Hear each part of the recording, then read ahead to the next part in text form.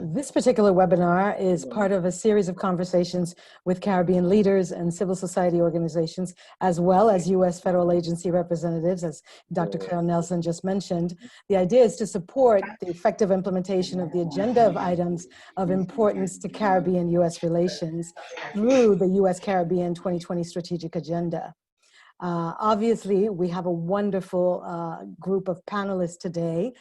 We have had some technical problems, and will indeed, I believe Dr. Nelson will indeed reach out to the Jamaican contingency so that we are sure that Minister Floyd Green will join us.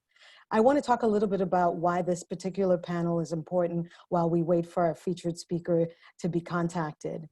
Over the last decade or two, the stability of the global trading rules encouraged producers to set up production networks spanning the globe, placing different stages of a manufacturing process in different countries. Often, those countries were far away from the consumers of the final products. I'm going to leave the next panel. May I ask that the team mute, please? Thank you. The focus has been on cost optimization, but you all know the world has now changed. All of a sudden, COVID-19 has us reconsidering how and where we should source our goods and services. How will trade restrictions imposed during the pandemic, for example, affect the Caribbean? And what will future trade agreements look like for the region? Those are some of the issues our panelists will discuss today.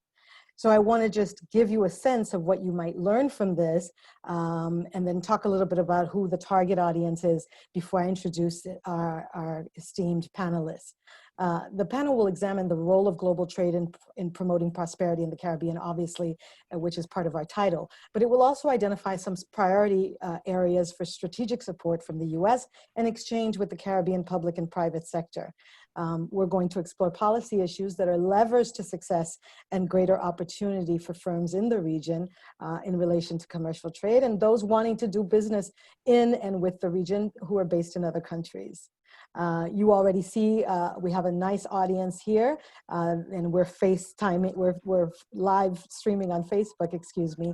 Our target audience includes government policy leaders, trade policy specialists, economists, investors, business people, Caribbean business enthusiasts, as well as NGOs and CSOs, researchers, etc., from think tanks. So we've got a nice audience, we've got great speakers, and I would like to begin introducing them so that we might move forward in our discussions today. I see that we have Dav-Ernan Kowlessar with us. I also see Alicia Nicholls has joined the call. So I'm going to begin by introducing Dave and follow with, actually no, ladies first. So I'll start by introducing Alicia Nicholls, who is an international trade specialist from the Sridath Rampal Center for International Trade, Law, Policy, and Services as part of the University of West Indies Cave Hill campus. Alicia, welcome today. If I may, I'd like to read a little bit from your bio so that the audience members who are not familiar with you understand who you are and what you're going to bring today. So let me begin by saying, in addition to the fact that you're part of UWI, you also run the Caribbean Trade Law blog, which is the only trade law blog dedicated to the region. And you are an international development specialist with over a decade of experience working in, writing on, trade and development matters of interest to the Caribbean.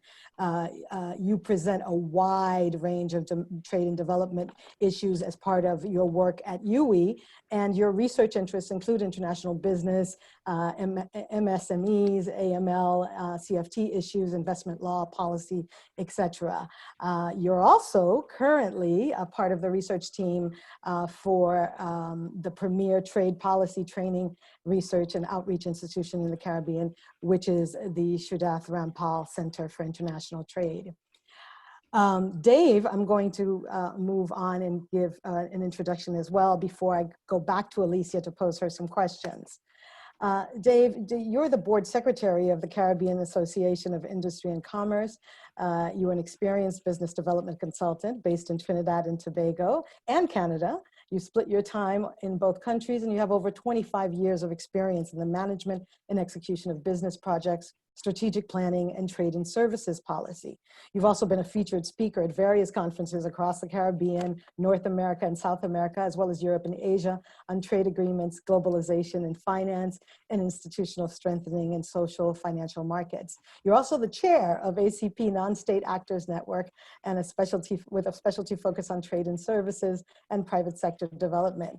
And you led as vice chair and secretary of the CARIFORUM side of the CARIFORUM EU EPA Consultative Committee from 2015 to 2016. So you've got a wide range of experience, and you are going to be able to bring that knowledge to us today. I just want to close by saying that you also are a graduate of the University of West Indies, Trinidad and Tobago, where you also lecture in the School of Business and Computer Sciences in project management, supply chain, procurement, logistics. So we're really fortunate to have you and the experience that you've gained both with the OECS, the Pacific Islands Private Sector Organization, the United Nations Conference on Trade and Development. All of those things will help enrich the discussion that we're going to have today. Having introduced these two speakers, I would like to simply check in that the minister has been able to join us or will be joining us. Claire, do you have any information? Okay, not yet. So if that's the case, what we'll do is, if you don't mind, I would like to begin by talking with Alicia. There are quite a few questions that we will be receiving through the Facebook Live feed. But meanwhile, there are specific questions that we ask Alicia to consider as she prepared to join us on this panel. So Alicia, the reason I'm starting with you is because you're an international trade specialist and you focus on policy. So policy being the overarching framework of our discussion today, I thought it would be a good idea for you to talk a little bit about how should trade policy evolve in light of trade restrictions that we've seen imposed by multiple countries during the coronavirus, temporary or not, and as the global economy shifts to thinking about recovery after COVID. No matter how difficult it may be to think about an after COVID reality, given that we're really in the middle of it right now, we do need to start thinking about that because it's part of our resilience and strategy for the region. So I would love to hear, and so would our audience, on that particular issue, how trade policy is evolving in light of the global economy shifts, and also how can the Caribbean pivot from exchanging only goods, for example, with the US, to also exchanging services. Alicia, the floor is yours. Thank you so much, Magda, and good morning, everyone joining us. Good morning, fellow panelists. First, let me thank the organizers, Dr. Nelson and her team, for inviting the SRC and the University of the West Indies more generally to take part in this very important discussion on US-Caribbean trade relations, especially at such a critical juncture in the world economy and world trade, not just with COVID, but also the issues going on at the WTO, which have been going on for a while now, but escalating. Those are two very interesting questions you posed, Magda. First, let me say, though, that a lot of the work we've done at the SRC over the last few months has actually involved documenting Caribbean countries' COVID-19 trade, well, responses, but also trade responses to the pandemic, but also looking at the role that trade policy could play in the post-COVID-19 recovery. So we have to ensure, for instance, that temporary restrictions imposed do not become permanent barriers to trade. We have to ensure transparency of measures because this allows predictability, not just for persons looking to invest or to export, but also persons looking to, engage with the region commercially. Turning more regionally, if there was ever a time to rethink our trade policies globally and in the region, I think the time has come.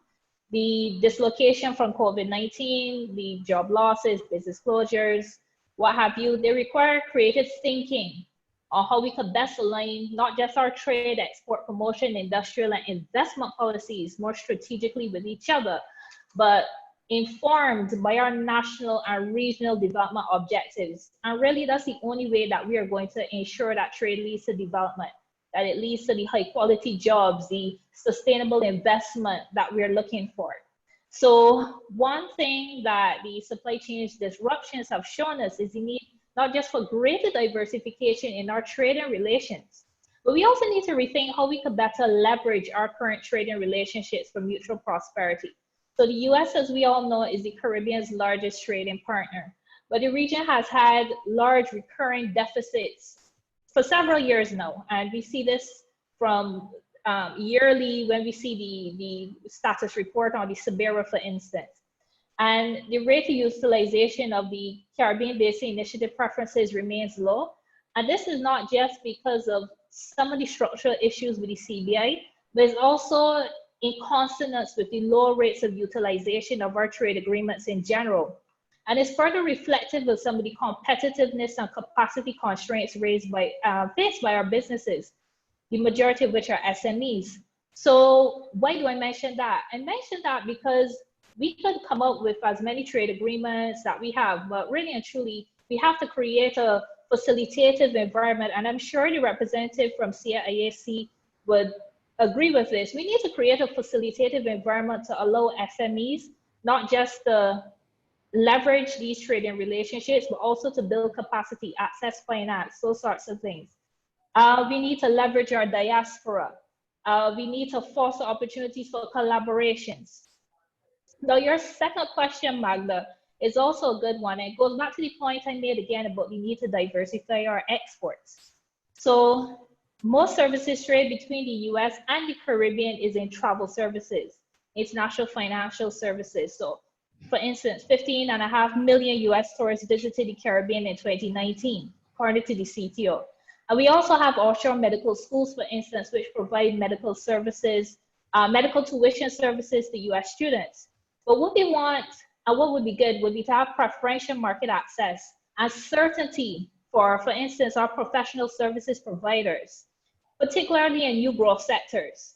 So another thing would be, for instance, there are barriers to trade. So like qualification requirements, these are all necessary, of course, but they can be barriers to trade. So one of the ways in which we could address this would be the conclusion of mutual recognition agreements or professional qualifications. We want to, for instance, encourage more co-production between creative professionals, not just in the Caribbean, but between the Caribbean and the US. And we, as I said, we want to find ways to leverage the diaspora and the links between the private sectors, both in the Caribbean, but also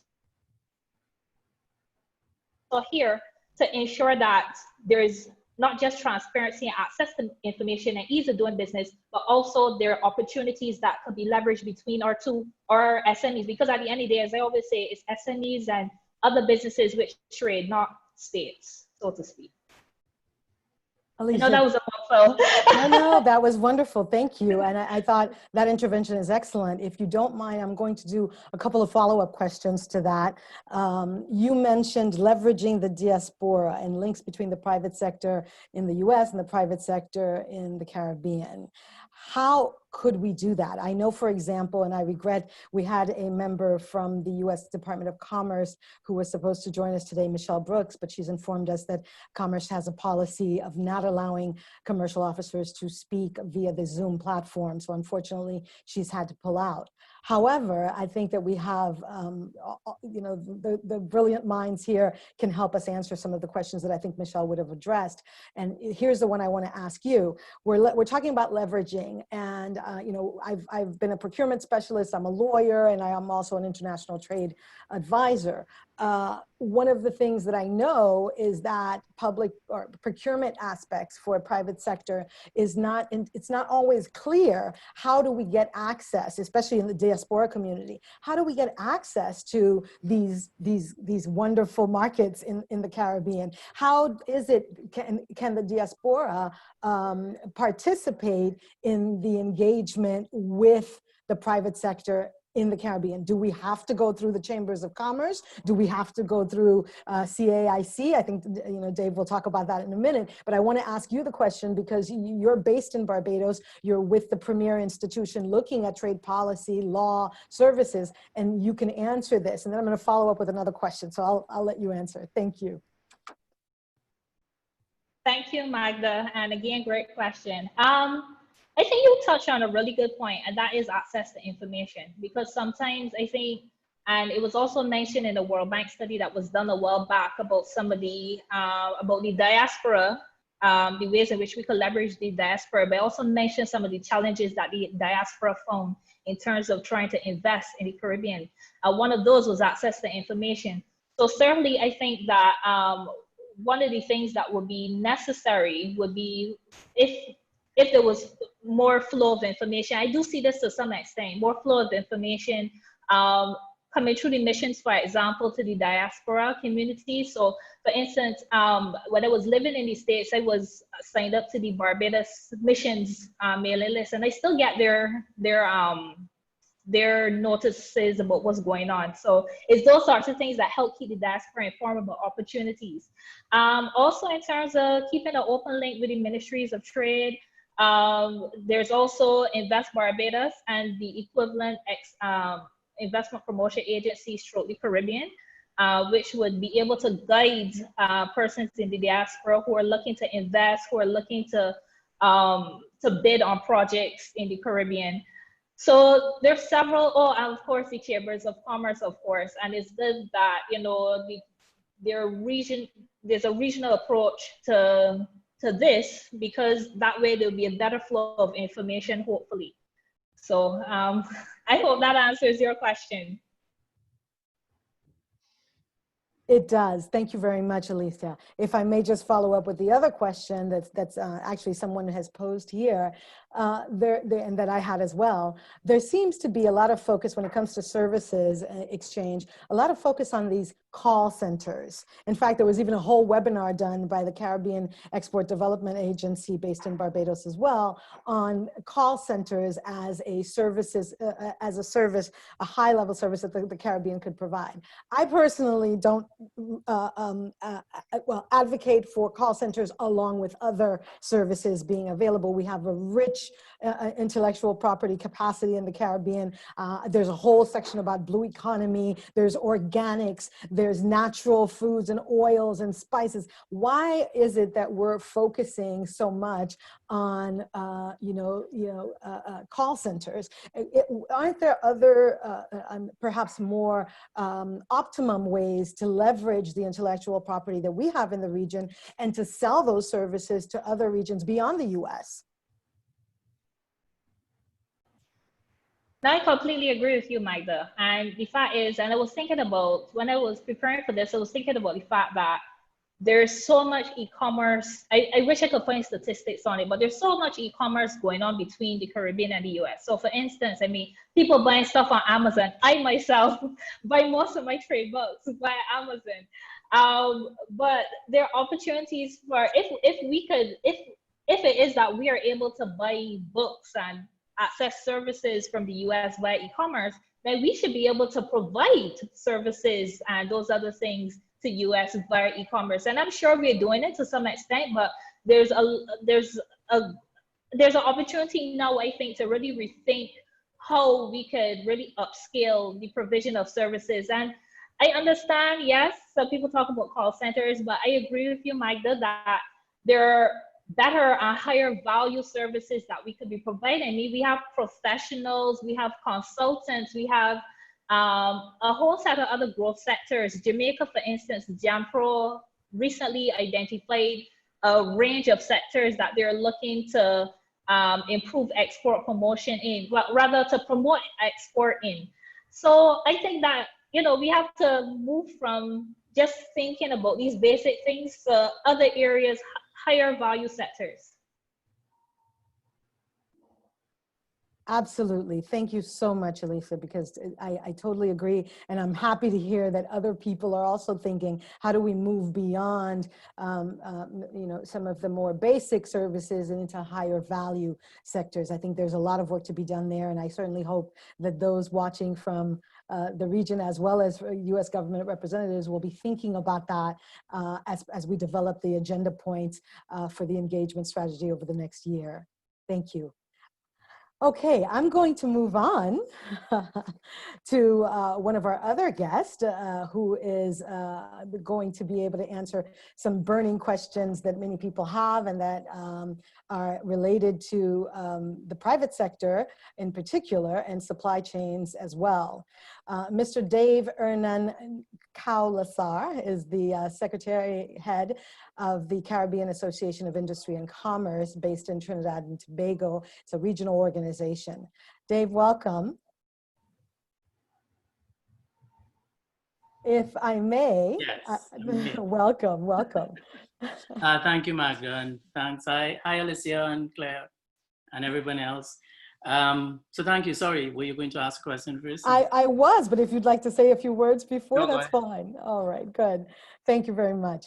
Dave, here's the situation. We're imagining a post-COVID environment where the goal is to facilitate more trade between private sector Caribbean firms and those in the US.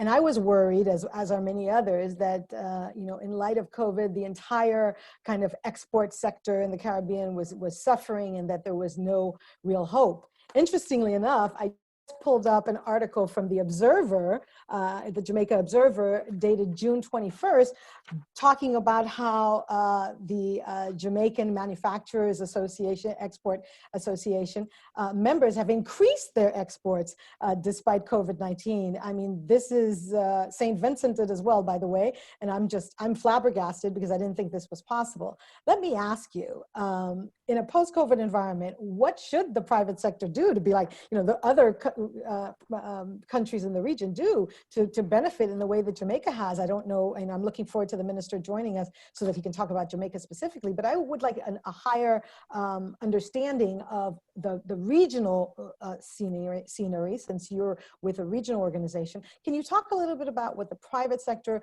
might want to see in the agenda with the US for future trade deals, for example, but also right now, what should the private sector be focusing on?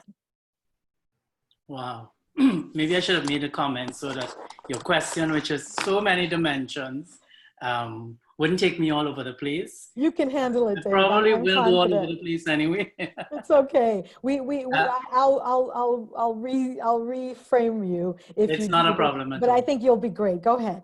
Just keep me in check if I do go, because it is so wide and all-encompassing. Just let's think about one thing for a sec.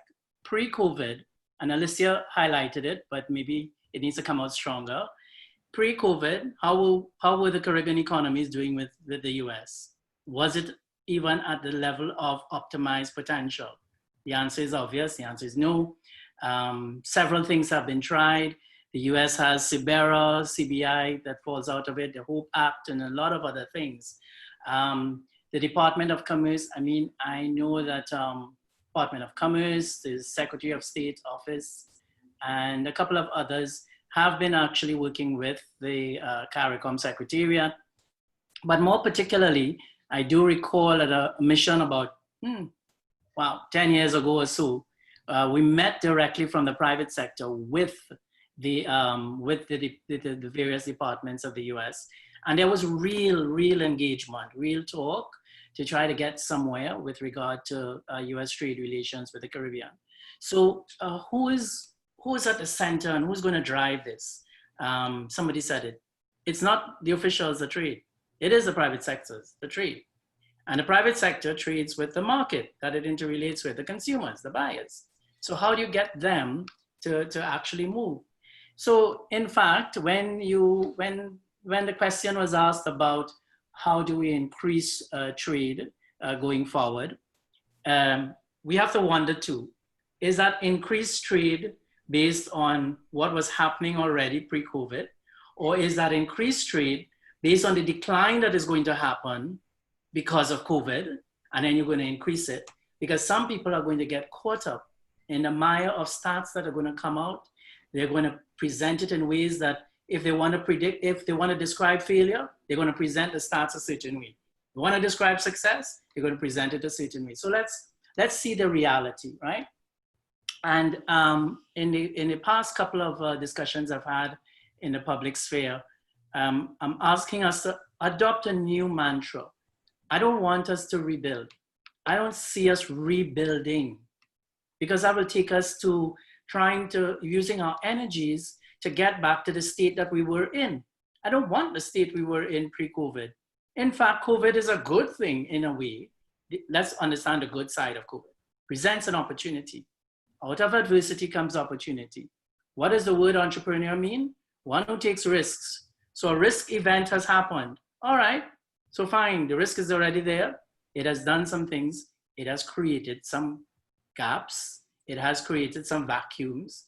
How we respond to treat with it is going to be what is of critical importance. So that's one of the things I want to establish, that my outlook and our outlook from the CAIC's end, collectively, in terms of strategic policy influences, is to look at building anew.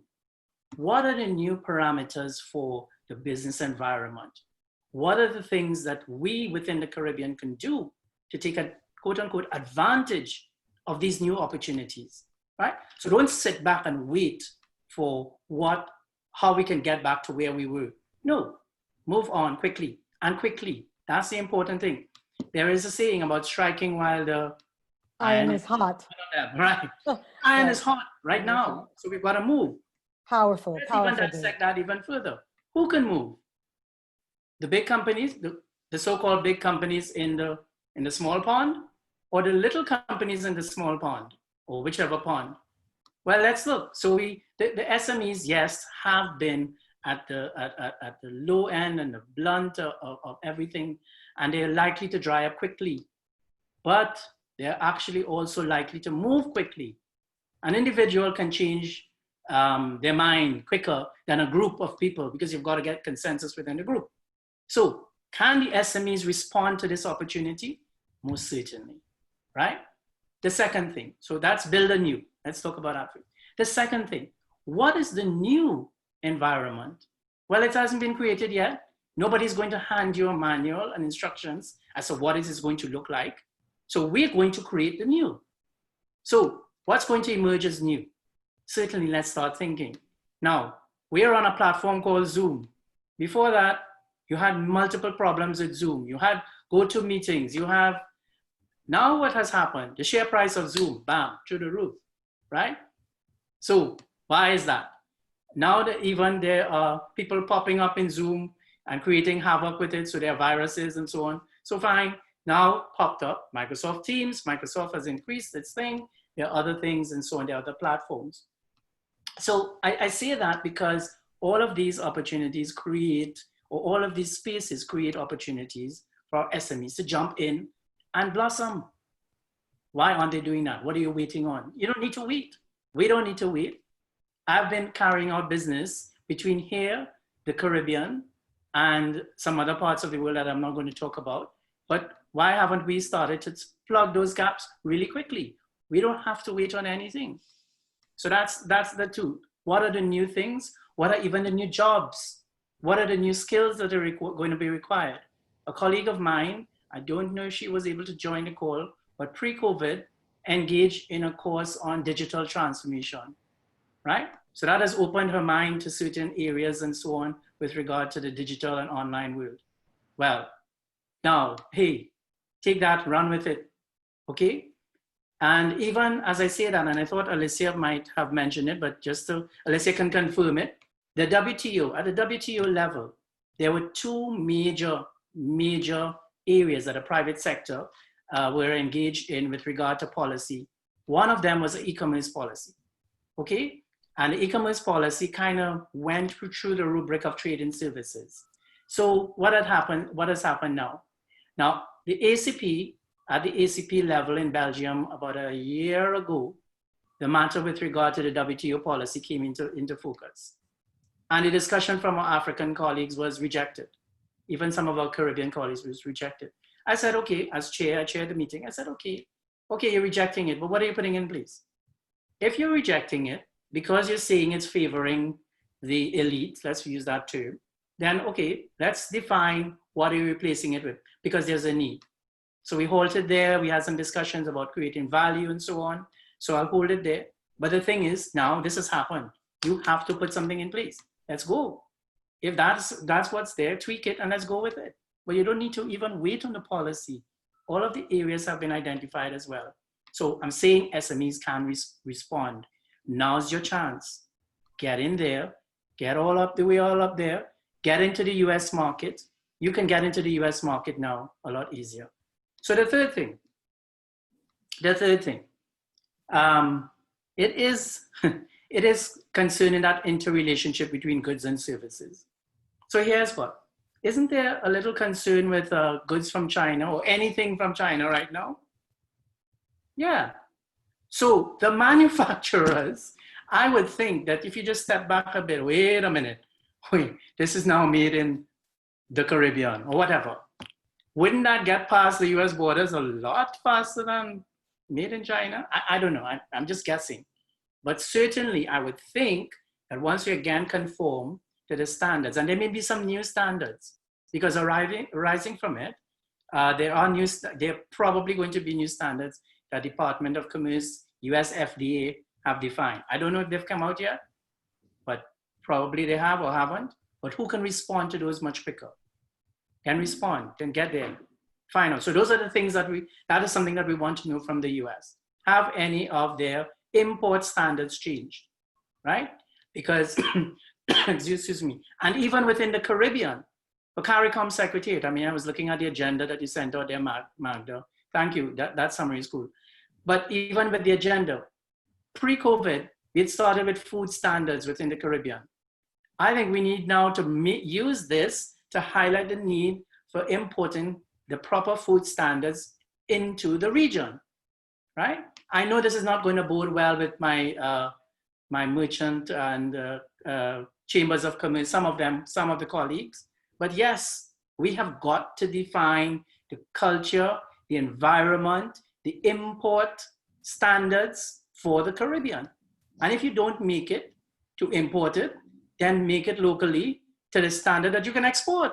Again, another opportunity that arises from this thing that has now showed up how the world societies have been created. Whether we're doing it right or wrong, it doesn't matter. How are we going to do it now going forward, given that this has been highlighted within the platform?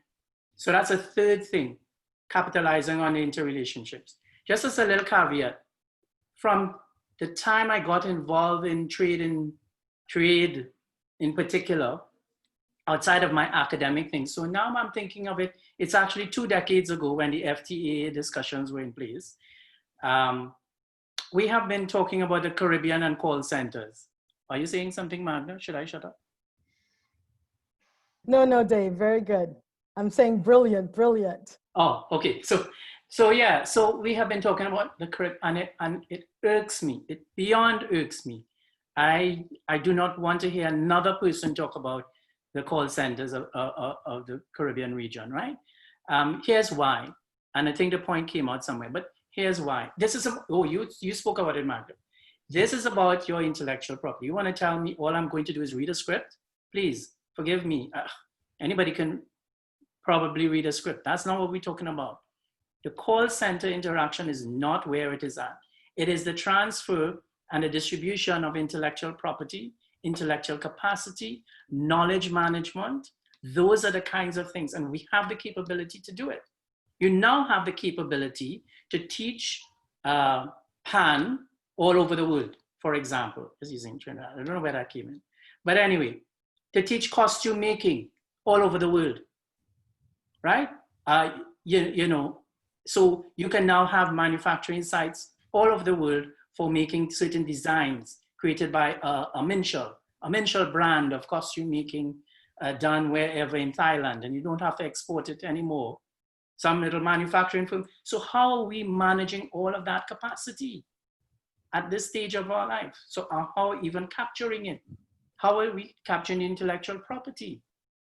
Before then, somebody looks at a video, says, okay, you know, we can copy this and we can take this and make it more.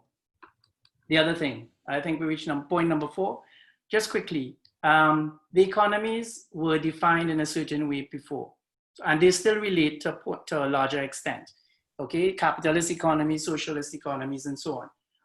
What were the Caribbean economies? Capitalist or socialist? Alicia could probably answer that. You know what? It doesn't really matter now, because it's changed. It's really changed. It changed color. Now you have three economies: the blue, the green, and the orange.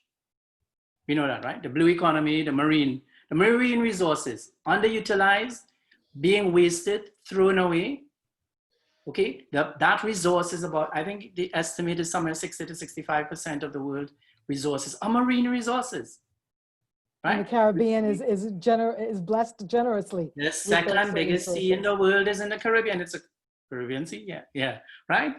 Doc will kill me for this. So if I don't know all my World Oceans Council information. It's all right, we forgive you. Go continue. Right, the green. You're on a brilliant path, I totally agree. The green economy. What do we have with regard to the green economy? Well, no longer it's just a lobbyist thing and an environmentalist approach and those people who demonstrate and so on. No, it is part of what we have to do with regard to renewables, renewable energy efficiency. So, I mean, I sit on the Technical Advisory Committee for CCRE, which is Renewable Energies and Energy Efficiency. And I love the work we were doing there. Love it. Now it's meant to get it out into the system. So the last color economy is orange. And that has started to come into play. And I didn't even know there was orange until some work at the UN in September 2018 or 19. But the orange economy is all of this technology and all of this. Now it's going to explode, of course, right? It's exploding more, even more, I should say. Exactly a year ago, I was in a seminar in St. Lucia where the central bank governor, ECCB central bank governor, announced that they were actually looking at their own digital currency. Okay, I publicly hope, Governor, that you have advanced this to the point that we can see all of these e-commerce platforms that are now more essential. We can be using, probably they can be using the ECCB dollar in the Caribbean as well. You know, those kinds of things. Yeah, so, but Global is managing that on behalf of the EC. The project is being led by Bit Global. Please. Okay, so great. So it doesn't matter because, again, we don't have to wait on the rest of the world to tell us what are the things. We are able, right, to capitalize on our innovation. That's going to be key. Our innovation, we don't have to wait on anyone to tell us what to do. That was long ago when we were supposedly uncivilized and whatever else it is, and we needed to be colonialized. Okay, forget all of that now. Let's move on. We have an opportunity to build new currencies, build new economies. Let's do it. We don't need to wait, right? So again, that's something that we need to treat with. Another area that we need to treat with, what has come into critical focus for management consultants, business consultants, and so on. So now for your CEOs to take on board in strategic planning is that component of business continuity. A lot of times we use the term business continuity and resilience and disaster risk resilience in terms of the hurricanes and the physical threats and the natural threats. We're dealing with that still. But now we see a whole new threat and a whole new disaster and risk event that was not predicted, that has wiped out economies across, that has decreased the world economies by X%. I don't know how much it is. Alicia and they can work that out, right?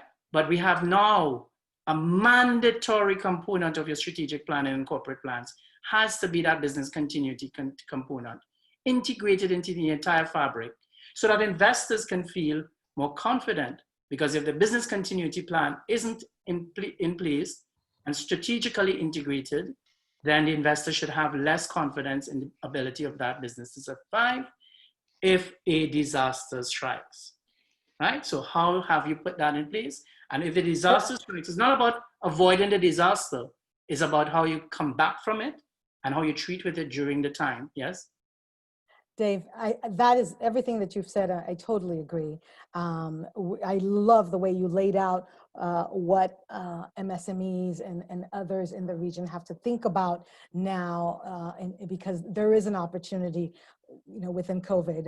You know, it's a sensitive topic to talk about it as an opportunity, given how many people are suffering about this due to this disease or this illness. But there is an opportunity for business to change, for us to do business differently. So let me ask you a question, because you've laid it out very nicely in some ways. how can businesses strike the right balance now between finding reliable suppliers, avoiding export bans, because you've got to do an export ban dance. Export bans have not just been for PPE, they've also included agricultural products, for example.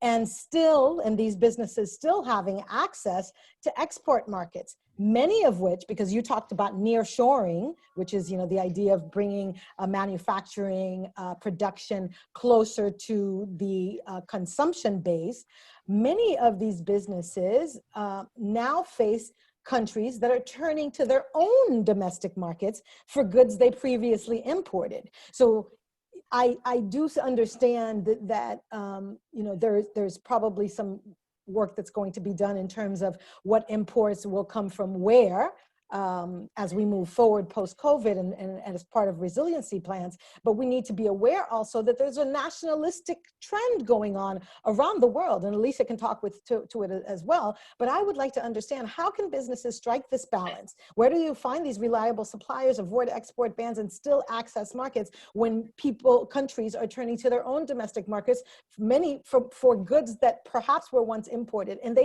countries may remain doing that for a while in order to support their economies, prop up their economies. Can you talk a little bit about that, please? Yeah, sure. It's really, really a great one. So I'll give you some quick examples as well, and you could draw from it. But I have participated over the last 2.5 months. I'm in Canada right now, and I've participated in a funeral of my my former principal and my best friend's father.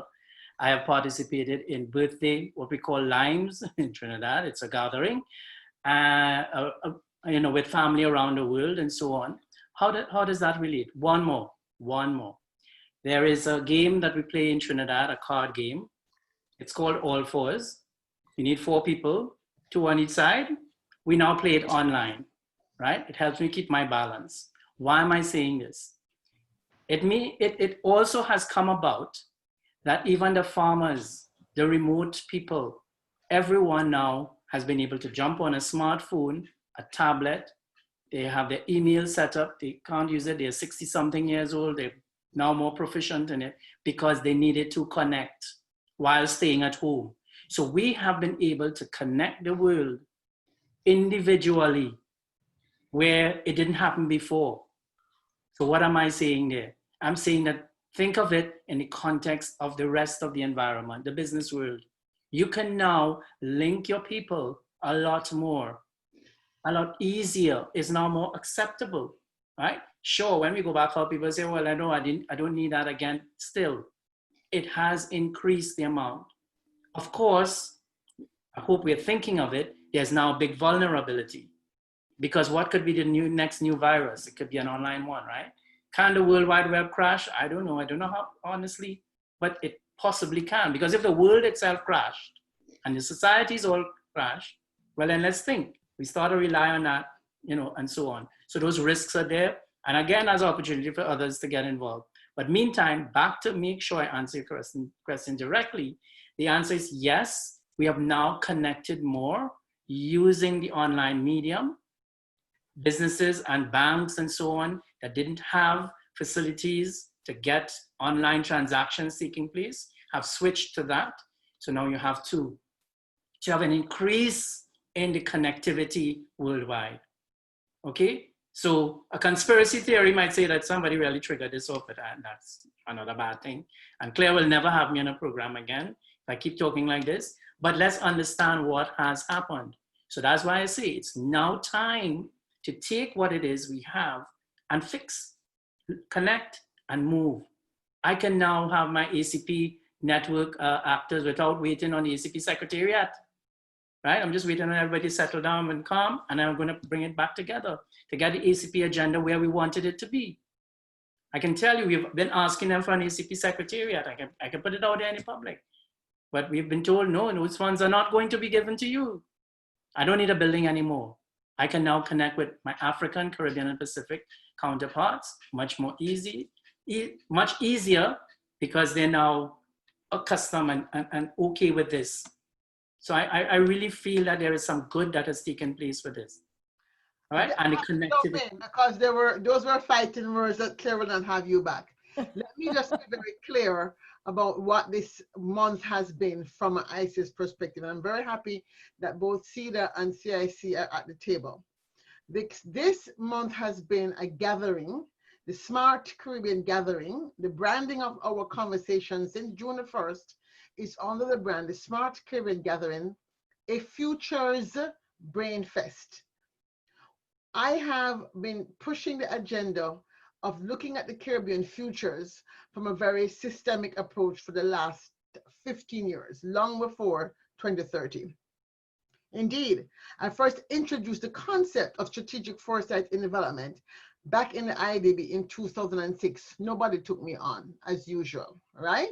Here we are, and now there's a big conversation about anticipatory government, foresight in development, and despite the fact I've been running around the Caribbean region trying to push a foresight agenda that still has not moved forward. They have dribs and drabs of people popping up when there's funding, but I have not seen the sort of a internalization of a new way of working.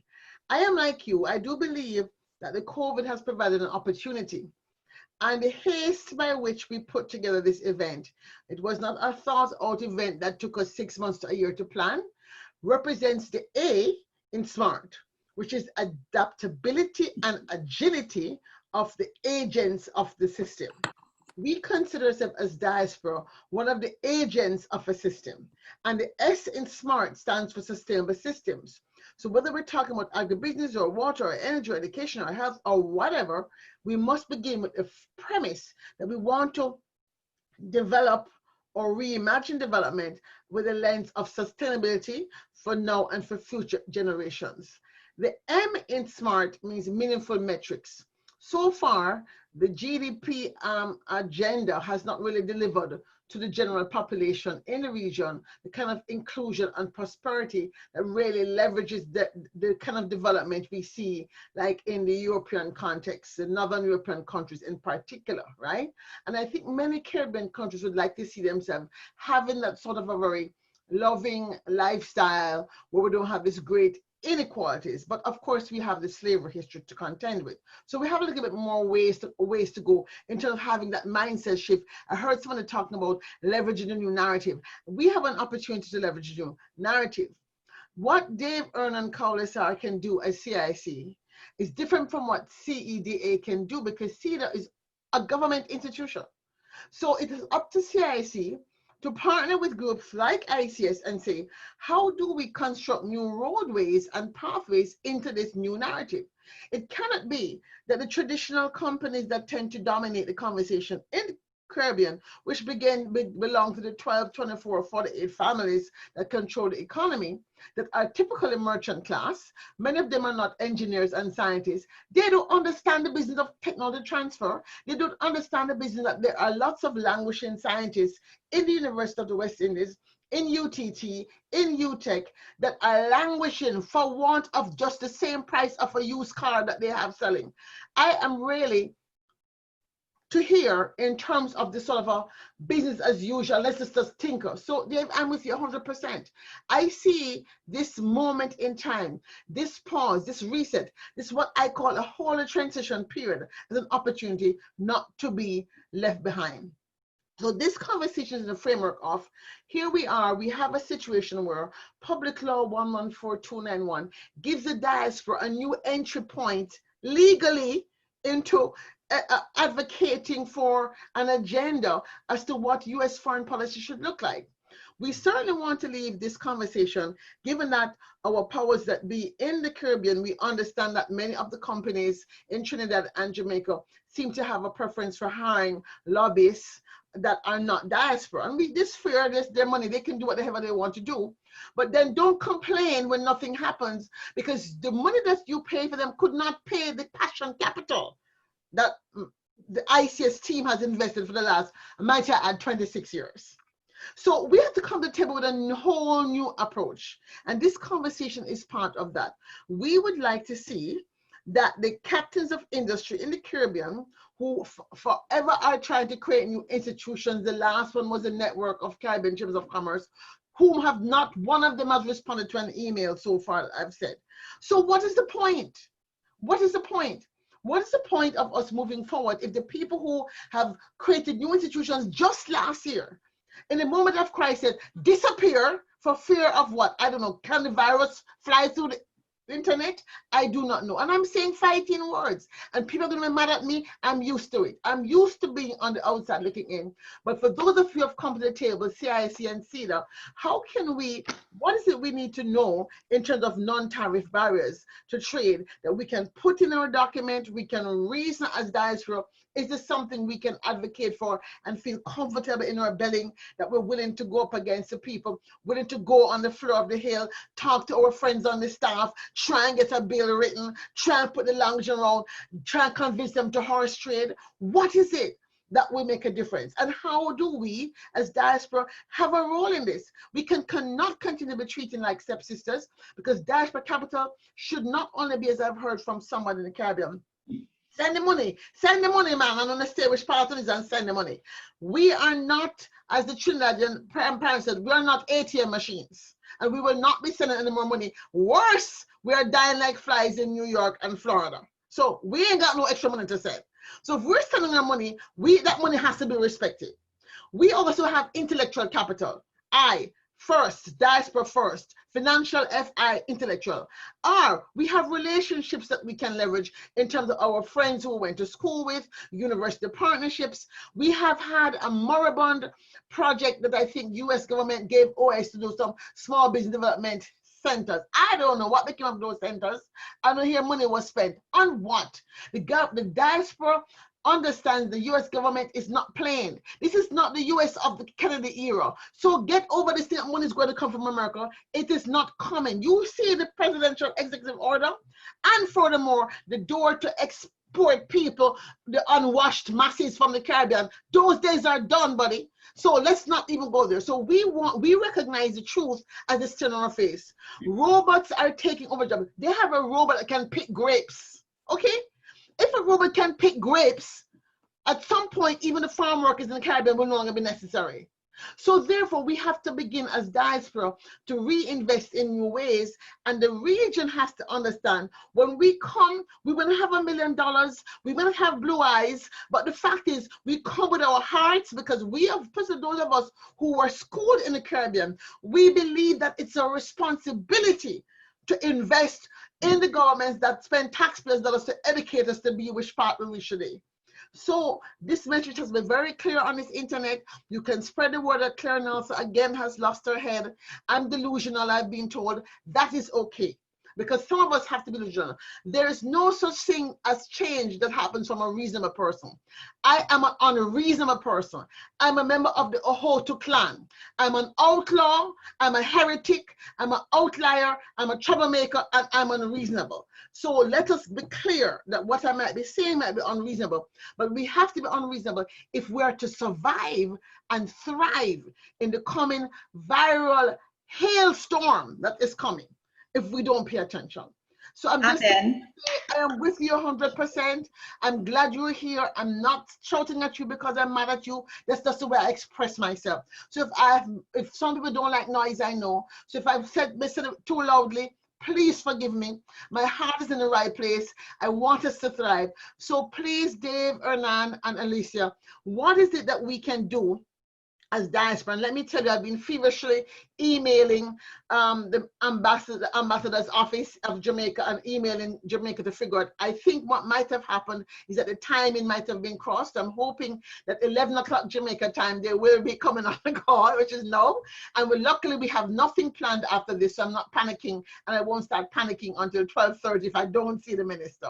So with that, I go back to being in the background. Thank you, Claire. Thank you, Claire. Not only are you a passionate advocate, you are also an agitator on behalf of the Caribbean and of the Caribbean diaspora. Thank you very much. I think that you've shifted the conversation a little bit. We can, I think we can have this conversation a little bit more freely. The first half was a little bit more scripted, but let's talk about that, because you've raised some issues that everyone on the call knows are of importance.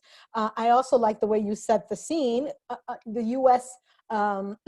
political environment has changed from what it has traditionally been in light of the Caribbean. Certainly engagement is still on the table, but the type of engagement, at least from the US perspective, may be different from the engagement that we were expecting on the Caribbean side. So now that we know that, and there are a number of issues, some of which we can discuss here and some of which you eloquently mentioned earlier, we cannot.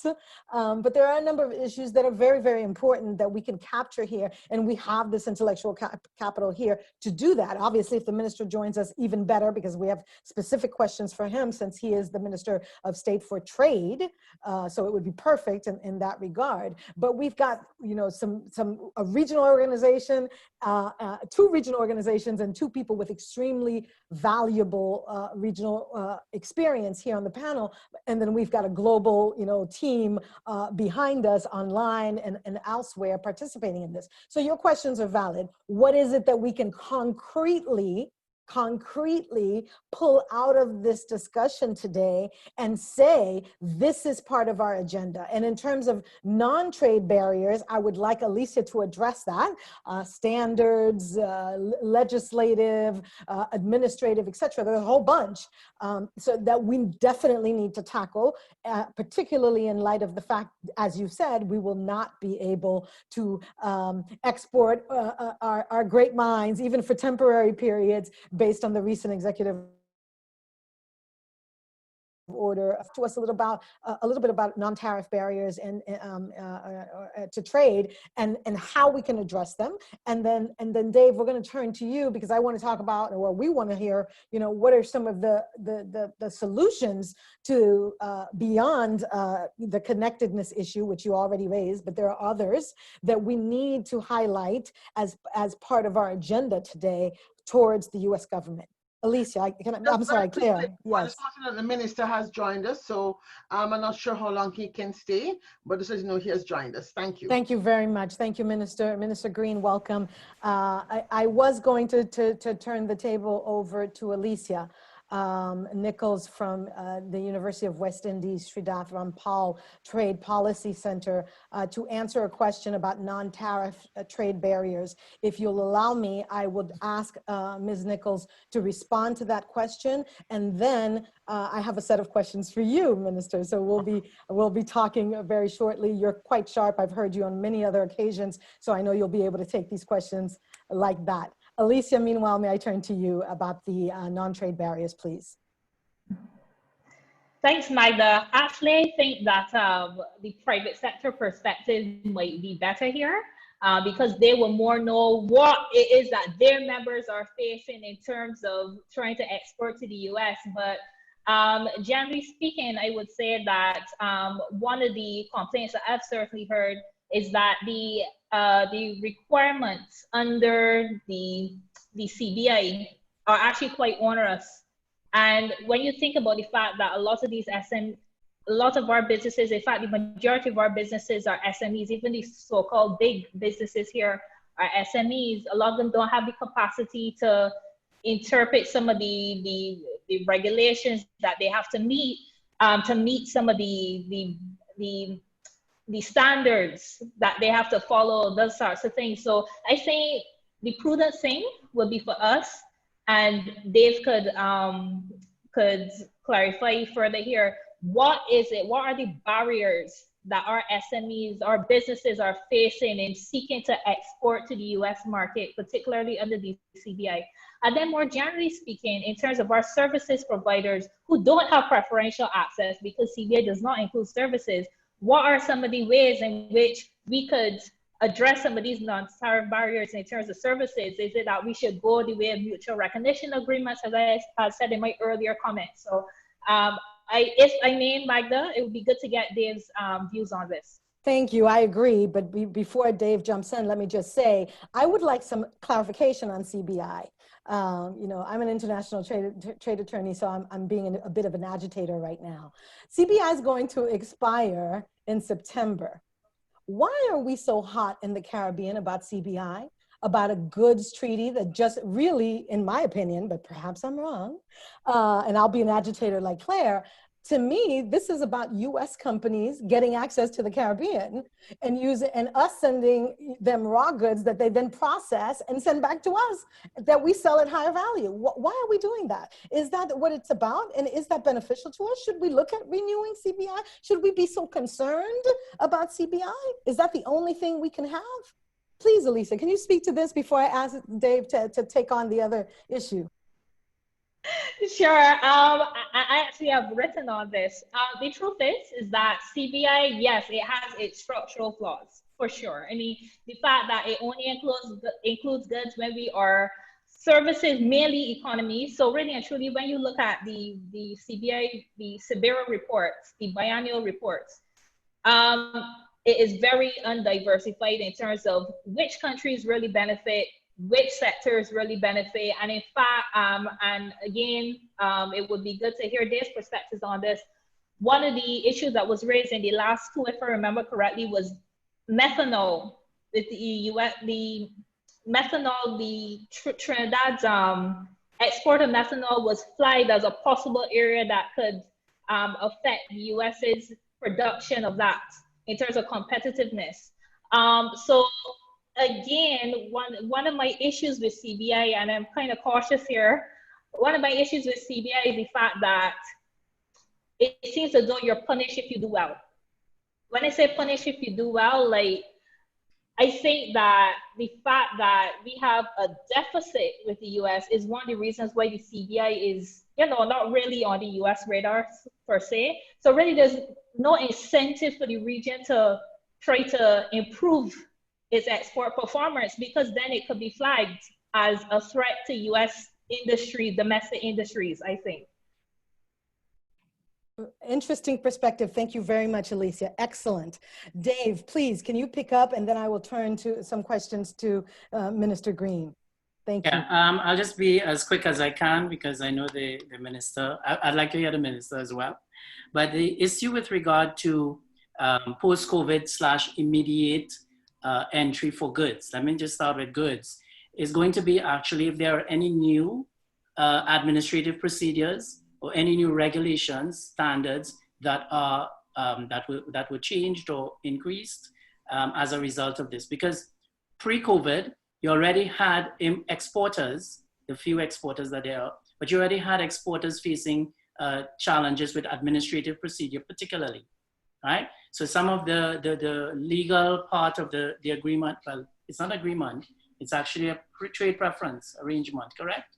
Right, with the US. So some of it, you already had problems with interpretation, labeling standards, US FDA requirements, goods being shipped there and staying at a port and then throwing off in the sea. So now you have some new ones, most likely. We need to know those as quickly as possible. And the fear may be that no one will want to export, even because they don't know what might get turned back, and there's a high cost of doing that. So that's one.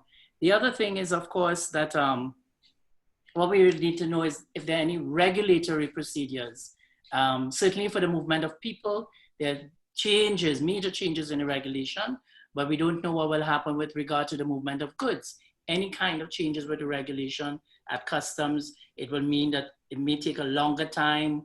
What are the customs schedules, that type of thing for goods being exported, right? We know that we are very quick in the Caribbean to open up our importers so that we could have a flood of goods come in. I am not honestly not too concerned with that. I have seen marvelous amounts of pictures of people growing tomatoes in their front porch. I was so glad to see that. They now learn what caterpillars do and what other pests do. I am so glad to learn that. So I don't want really a set of flood of imports, honestly. I want people to do more of that and export it. But anyway, that's another thing. And you could call it under free range label. That's what we do here in Canada, and pay more for it. So anyway, that was that point. In terms of the services, excellent point, agree. Magda, you're on point with that. However, we have been advocating for trade and services regime that is accepted under Sibera / CBI and all that follows from it. We haven't made progress. It is a major area that if we even see a little bit of incentives as well, a little less deregulation, Mutual recognition agreements will take very long. And you know what? Sometimes we pick the wrong sectors. I mean, I won't go into that because I want to hear the minister, as I said, but certainly in terms of services, we don't actually need to wait too much. As I said, the opportunities are already there, right? So under mode, I think it's 1 or 2, I can't remember which one, we have the ability to transfer services across to the US. What we have a problem with is getting paid. What we have a problem with is the trust and so on online. Now that's improved, but again, getting paid is of critical importance. The transfer of funds to ensure that when we deliver the service, we get paid, that type of thing. So it offers a great opportunity. We don't need major legislation right now because you know what? We haven't actually been able to do it to the extent that we should and could, especially with regards to issues like FACTA and so on, that have actually curtailed our financial institutions from facilitating us as trade and services professionals and people to be able to carry out what we know to do best, okay? So since the minister has gone, I want to raise another point. Oh, he's come back? He hasn't gone. I'm waiting for you to finish so that I can introduce him. Oh, okay, all right. Please. I thought I didn't see him there, but okay. Yeah. I have a point to make too, but please. All right, so you're wrapped up on this one, Dave? I can on this one? Yeah. Yeah. Okay. All right. Well, let me take this opportunity to introduce the minister, and then we can continue our spirited discussion because we have some questions for him as Minister Green, are you on? Yes. Can you hear me? We can hear you. Thank you so much for joining us. Will you allow me, please, just one moment to introduce you to the audience members who may not be familiar with you and your portfolio in Jamaica? If you do, then we would move on after the introduction to some questions that we have specifically for you. Perfect, no problem. Thank you. Minister Green is the Honorable Minister was elected a Member of Parliament for Southwest St. Elizabeth in 2016. He is today the Minister of State in the Ministry of Industry, Commerce, Agriculture, and Fisheries. The Honorable Minister is also an attorney licensed by the Jamaican Bar and previous to his political career, enjoyed a successful legal career in private practice with the law firm of Wentworth S. Charles and Company in Kingston, the Jamaican capital. Minister Green has a very keen vision to always keep Jamaica and Jamaicans at the forefront of economic development, and he served in several key positions across the Jamaica Labour Party, including leading the first young professionals affiliate of the Jamaica Labour Party established for Generation 2000, and serving as junior shadow spokesperson for the Ministry of ICT and Digital Economy, which of course afforded him a keen understanding of critical development areas within and outside the legal sphere. Minister Green is a strong proponent of diversifying the Jamaican economy to ensure stronger and more resilient societies. He's an advocate for greater emphasis on the use of e-commerce in the Caribbean generally and improved use of technology for new forms of work and business. Welcome, Minister Green. Thank you for joining us. Thank you so much, and let me just commend you and the team. I think this is an excellent set of events. Really riveting discussions. I'm happy I was able to join at a point where you were in full throttle in relation to the conversation. So I did get really good perspectives from Alicia and Dave. So I'm very happy to be here. I'm very happy to share, and I'm here for your questions. Thank you very much, Minister Green. I'm thrilled that you heard the spirited discussion and that you were able to join just in time where we changed from a more scripted discussion to a much more free-flowing one. Which brings me to some questions for you. What we were talking about all this time is the dramatic global actions and restrictions, evolution that has been happening to contain and mitigate the impact of the coronavirus. Obviously, the commercial trade agenda between the US and Caribbean relations has evolved. The focus is now on health and economic recovery, obviously, if we can move past a COVID inflection point. I'd like to ask you, I was looking, and I mentioned this to the other panelists, I was looking online, and on June 21st of this year, the Jamaica Observer issued an article indicating that Jamaican exports are up despite COVID. Can you talk a little bit about how Jamaica was able to achieve this feat? We're talking about, it says in this article that according to the Jamaica Manufacturers Export Association, despite COVID, JMEA members increased exports to 12.63 billion Jamaican dollars during the period January to May 20th, when compared to the same period in 2019. That's a pretty big jump. It's nothing short of phenomenal. And all of us, I think, would like to know how Jamaica did this and what we should do to follow. Can you talk a little bit about that? Yeah, you know, I think in every crisis, there's an opportunity. And the reality is, if you just look at the crisis, you may miss the opportunities that they present. I think very early in the day, we challenge our manufacturers and our JMEA to look at the opportunities that this crisis will present. Clearly, we've been working very, very hard to focus on our export agenda.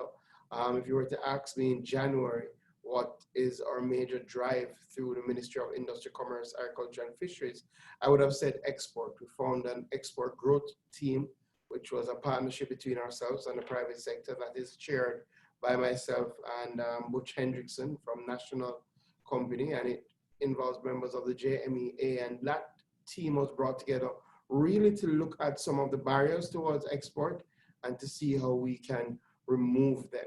So we have had a dedicated focus, definitely over the last few years, on trying to drive exports, trying to make the processes easier and trying to remove some of the barriers. So I think because we've had so much conversation about it, a lot of our exporters, a lot of our companies have been genuinely looking for new markets, and they've been generally out there beating the pavement. We have Jampro, which is our main investment arm, and they have been doing a lot of hand-holding with our exporters. In fact, we have a program called Export Max, which is where we identify local companies that we think have tremendous export potential, and we take them into this government program where we provide training, we put them into different trade missions, all paid for by the government. We look at gaps, do some gap analysis and try to help them fill those gaps. And a lot of the companies have become better companies. So some of the companies that you see now being able to take advantage of some of these export opportunities have gone through these processes and are now in a better position to identify markets and to move on opportunities. So really what has happened, we have had at least 10 new markets that have opened up to us, markets that were before kind of closed, that we've been knocking on the door for a long time. For example, the Cayman Islands, one of our companies here that does bleach, Chlorido bleach, they have been trying to get into the Cayman Islands for a long time now. Clearly, there has been a break in the supply chain between the regular supplier to the Cayman Islands of bleach, which would have come out of the United States, and with the surge in demand for cleaning items in the United States, they had that break in the supply chain. And clearly, our company, who we've been trying to encourage to increase production so that they can satisfy local demand and these opportunities, were able to take advantage of those opportunities. So we made our first shipment of bleach to Cayman. We had our first shipment of tissue to the United States. So again, opportunity arose. All of those paper-based products were in limited supply in the United States. And we had a company here that was able to take advantage, do a container, send it into Florida. And you know, as soon as it got there, it went. And then we were able to expand product lines in markets that we were already in. So for example, we already have a company called Sepron that was active in the Trinidad space, but have been trying for a little while to get milk, fresh milk, sent into Trinidad. We made our first shipment of fresh milk to Trinidad during this crisis. So what has been happening is that we have been really paying attention to where there are opportunities. We've been tagging those opportunities with the companies that have the capacity. I think we're really now benefiting from that capacity building that has been happening over the last few years. and our companies are in a position to take advantage. We just this week had our first shipment of sauces and spices to Costa Rica. Again, we have a preferential agreement with them. We haven't been taking advantage of it. We now are able to. And well, our mangoes, we had a shipment of mangoes to the United States. And if you know, we do have the best mangoes in the entire world. And last year we were able to return to shipping mangoes to the US the first time in 20 years. And we followed up on this year, and we're going to at least double the amount that we sent last year, this year. So again, it's really about looking for the opportunities in a time of crisis. Minister, thank you so very much. I think that your office, as well as Jamaica's exporters, are to be commended and congratulated. It is an impressive feat what you've been able to accomplish, particularly in light of the extreme difficulties related to the COVID environment in which we're all operating today. It also sounds to me like, in addition to planning, you have a very good template that we might want to see replicated in other countries in the region. There is obviously something to be learned from the work that you've done, because there's been extreme success, but there are still gaps that remain. So in looking at those gaps, if I may, I would like you to address some of the major gaps that remain. It seems to me they may be in transport, maybe technology services, energy, maybe even pharmaceuticals.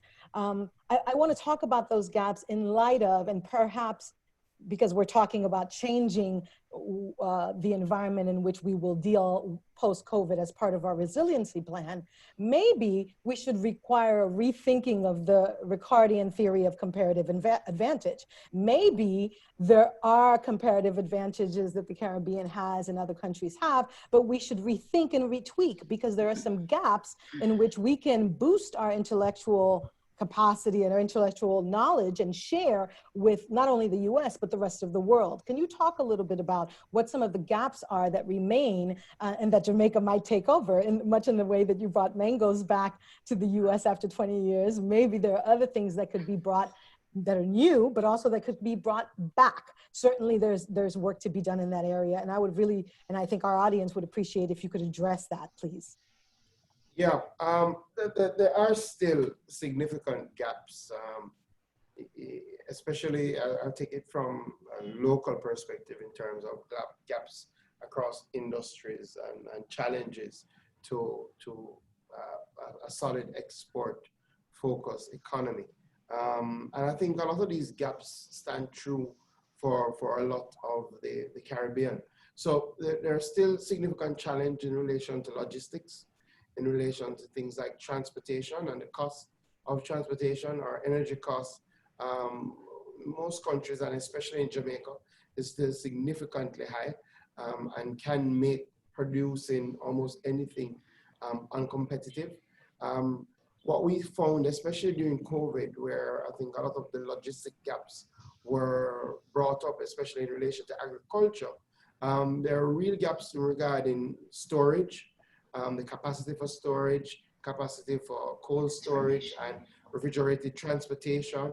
We literally, as a ministry, had to intervene and get the private sector on board and provide resources to provide transportation and storage for a number of our agricultural products that would normally go into the hotel industry that now had no home, right? And while we were able to have a significant impact in storage and redistributing those, you realize we only were able to kind of redistribute them inland, which ideally you would have wanted to, again, take advantage of some of that export potential.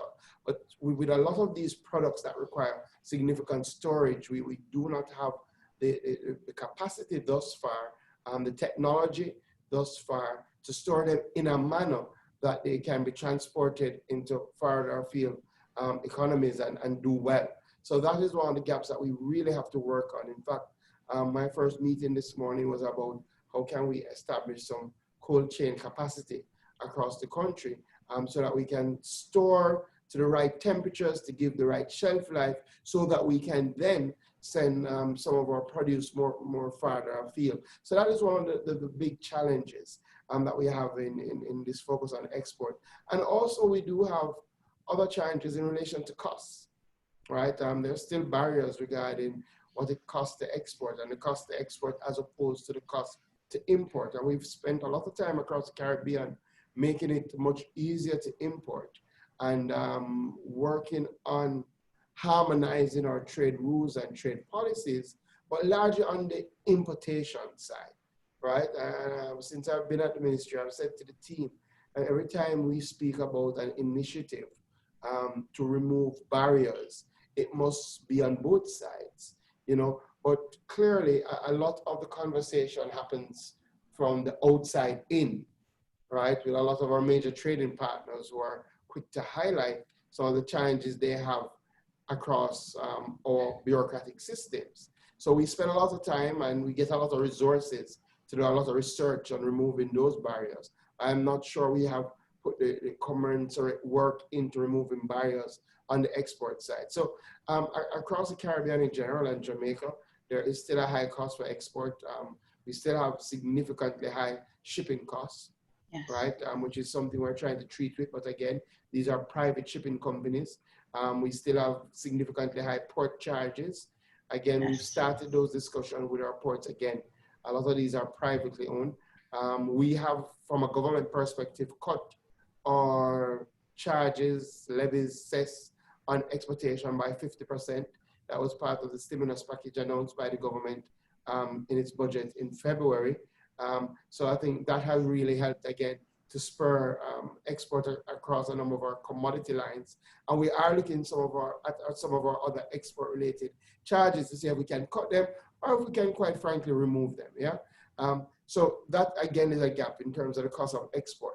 But definitely in terms of rethinking the Caribbean theory and the model of comparative advantage, I think one of the things that we spent a lot of time looking at is comparative advantage from a cost perspective, right? Can we produce this at a lower cost and as such have a real comparative advantage than another country, another place that we look to export to? But if you constantly focus on the cost perspective, there will be very few items that you have a comparative advantage in.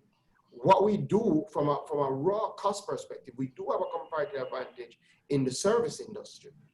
And that's why we've spent a lot of time trying to promote, to coordinate, to put in an infrastructure around our BPO industry, our business process outsourcing industry. And we've done really well in that and in really leveraging our comparative advantage of providing those services at a better cost, a cost that very few English-speaking countries can beat. And as such, we have seen significant growth in our business outsourcing industry, which is an export, but it's housed here in Jamaica, right? Yes. So again, we have fully looked at our business process outsourcing industry as a service export industry. And we've coordinated the industry with that framework in mind. So they operate in our economic zones. We have put in infrastructure to lure investors because that's a straight export industry and also has the advantage of employing significant amount of Jamaicans. But where I think we have to recognize is that our comparative advantage may not lie in costs, but it may lie in other things that cannot be replicated. So we have a comparative advantage in the taste profile of most of the things that we produce agriculturally, right? Absolutely. We have tested and proven some of the best flavor profile in things like pepper, hot pepper, Scotch bonnet pepper, things like our mangoes, things like our cocoa that makes chocolate, things like our coffee, right? Now, how do you take those comparative advantage notes and sell them to the world is what's going to be important.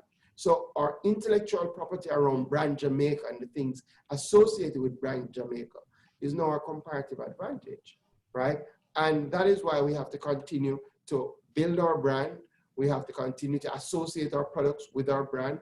We have to continue to ensure that our brand suggests and encapsulates quality standards and things that once you hear the brand name Jamaica, made in Jamaica, product of Jamaica, you know it's associated with X, Y, and Z. So we're doing some work through Jumper to build out that quality profile of what it means to have a product from Jamaica. And we're doing some work in relation to ramping up our communication around the flavor profile of things that are grown in Jamaica. Because while we can't give you a comparative advantage on cost, we can give you a comparative advantage on taste. And that's why what we see, our sauces are doing very well, right? And again, a lot of our agricultural producers are doing very well. So locally, the last gap that I mentioned is ramping up production in the areas that you see there's a clear demand for, right? So, you know, there's a clear demand in almost everything agriculture that we produce, but there are some specific items like yam, cassava, mangoes, or sauces, clear demand right across, especially the United States. What we find is that we don't have the capacity to fulfill that demand. So what we were doing now is repurposing our sugar lands that used to mean cane sugar, that we don't have a comparative advantage. And I think one of the challenges we've had, we haven't held true to the theory because we haven't let go of the things that we don't have a comparative advantage in, right? So we have viciously held on to things that I guess are synonymous with the Caribbean. So sugar cane and sugar. We've never had a comparative advantage. We've benefited from preferential arrangements that have been a thing of the past for a long time. We haven't retooled, we haven't reshaped those industries, and right now we really just can't compete. So we're finally letting go of some of that and repurposing those sugar lands into things we have a comparative advantage in. So for example, we want to put 1,000 acres of former sugar lands into mango orchards, because right now, we do not have the productive capacity to fill the demand for mangoes. Just to give you an insight into our mango export this year, the exporter, when we were having challenges with our borders in relation to the shipping lines, which face the entire world, the exporter was so confident in the fact that he could sell the product and get a price that would make it worth his while, that he chartered a plane to come into the island, to collect the mangoes, to bring them to the United States, where they then went through irradiation to be sold elsewhere, right? So he undertook all of that cost because the demand is so high. And if you've seen, if you look on my Twitter page, you would see when we put the mangoes in New York, and the line stretched 3 blocks for people to get the mangoes, right? And they were limited to only 2 boxes per person, right?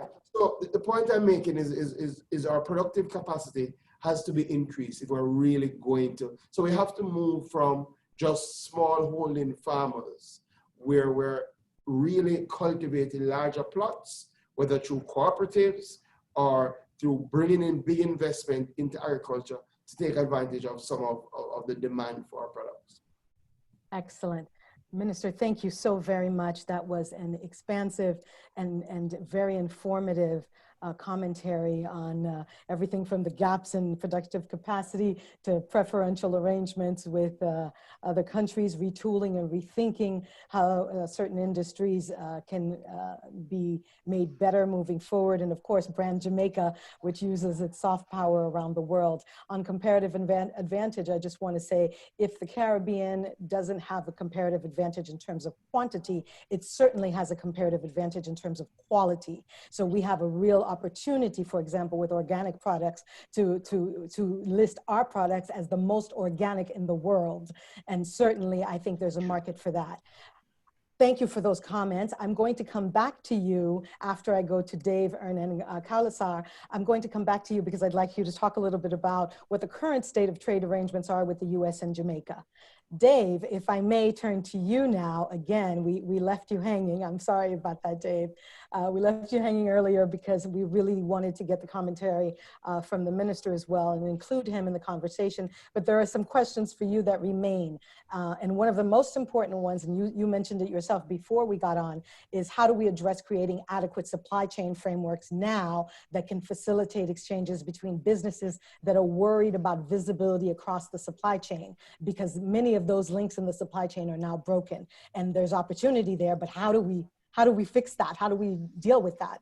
And I think you can talk a little bit about that and anything else you'd like to before I hand the mic back to the minister so that we can close the session. Please, Dave. Right, so two things, actually. One, just to get to the supply chain issue. However many decades ago as well, Singapore made a quantum leap by doing a couple of things to its culture and society. But what it also recognized that there was a gap in the financial services sphere worldwide, and they rushed and they filled that, right? How does that treat with supply chain? There's some dynamics in the supply chain that we can now rush and fill, because it has changed the way that businesses now operate. The minister's examples were really good, on point. By the way, if you could send some mangoes to Nova Scotia, Canada, I mean, I'm dying for some really fresh, I don't care, but at a good cost, right? Anyway, back to it. So what I'm saying is that the physical proximity now has allowed us, and the minister was on point, we now stop waiting. We can now fix some of those and get the supply chain and logistics in place. We also don't have to wait on foreign supply chain logistics specialists. We have them. I actually taught supply chain management and so on.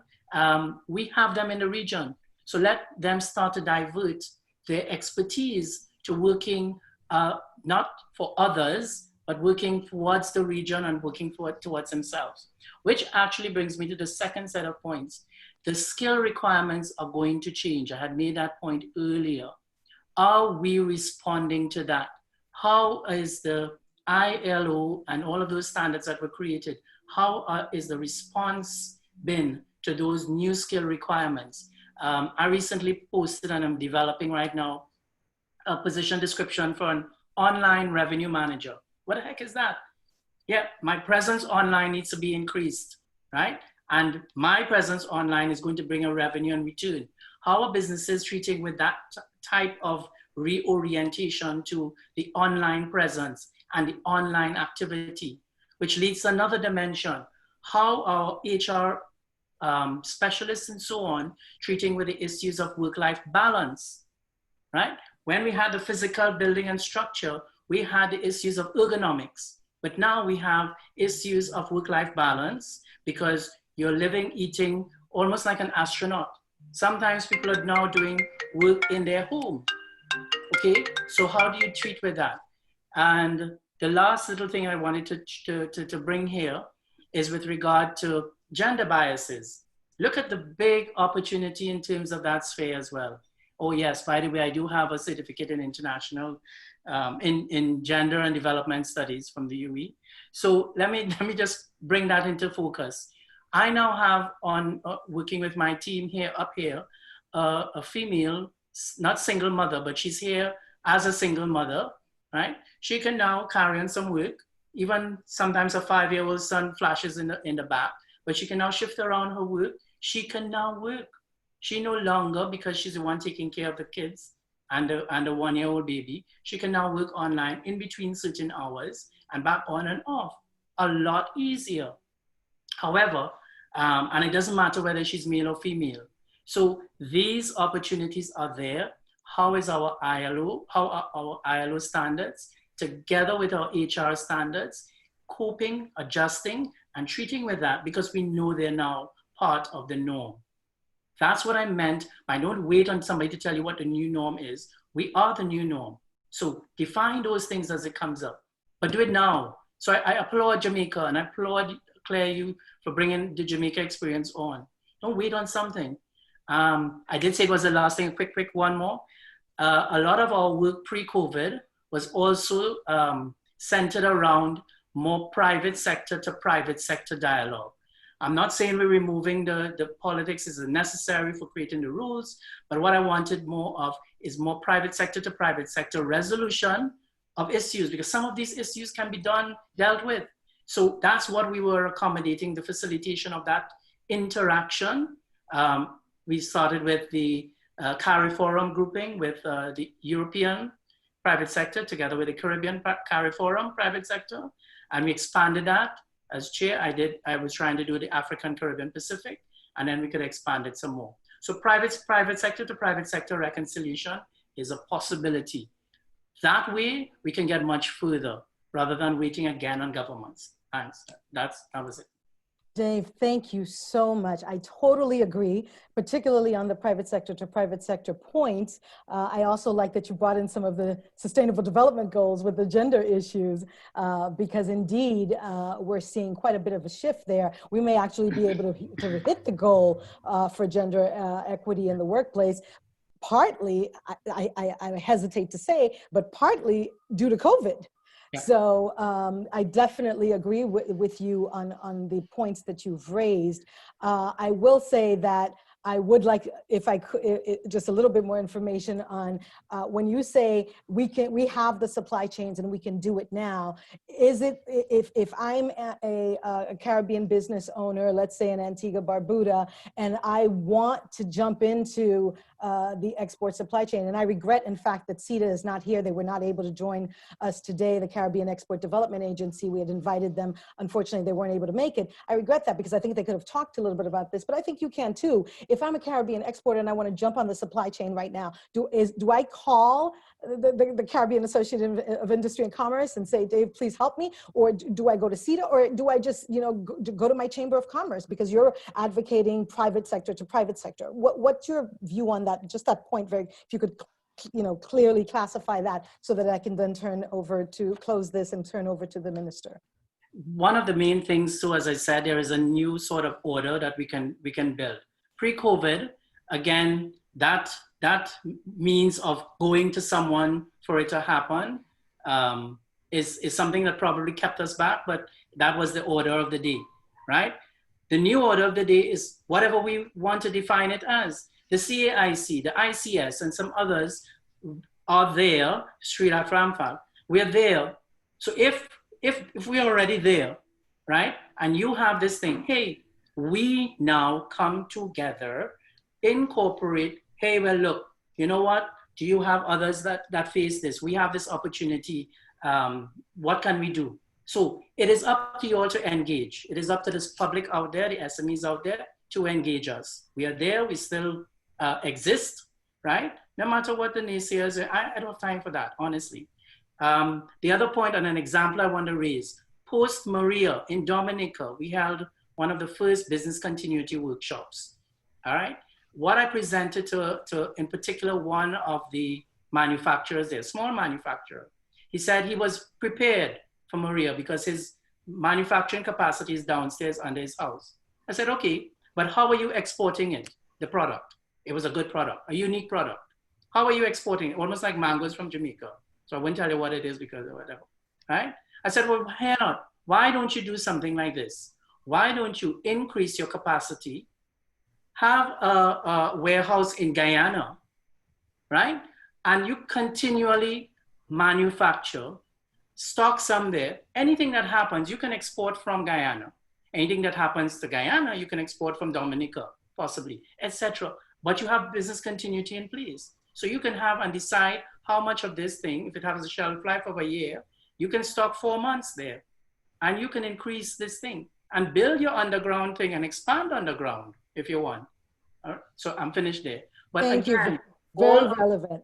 Magda? Because of the particularly because we have hurricane season coming up. Yes, I'd like to go back to the minister. There's a question. Yes. Can I ask the minister a question, if that's okay? Yes, please, very quickly. Okay, I'll be very quickly. Minister Green, what I would like to know is, given I'm from Haiti, given that we do produce all those things you've mentioned, part of our problem has been not necessarily a market as much as lack of capacity for all sorts of things that we're not going to get into. And if Jamaica itself is let's say needs more, all of those things that we produce as well, would you would Jamaica be amenable to some sort of a partnership where you could support, those small cooperatives and farmers that are operating locally in Haiti and don't necessarily have the capacity for export, or to facilitate it and what have you? Yeah, I think it is something that we have not capitalized on, quite frankly, right across the Caribbean, right? The ability to leverage our own, or leverage each other to support our initiatives is a challenge that we have. And we haven't, although we've had, and we do have regional entities and, or CARICOM, unfortunately, especially at the private sector level, let me say that, especially at the private sector level, where it matters, we haven't leveraged those potential partnerships. Yes, I see more of it happening. I do believe from a public policy perspective, probably as a government, we have to drive some more of it, right? And we have to continue these discussions because, again, we did see, I give a real example, where one of our companies that does banana chips, right, had tremendous challenges coming from one of our storms in their banana plantation, and significantly cut the amount of banana chips they could produce, and they formed a partnership with producers, growers in the Dominican Republic, right? And now they are really capitalizing on the export market. In fact, they've been sharing recent pictures of their products in the United States. And although it's a Jamaican company, some of the banana chips now says made in the Dominican Republic. Mm-hmm. That's where they're made, right? Mm-hmm. Now, clearly, at a people level, some people, have challenges with that, right?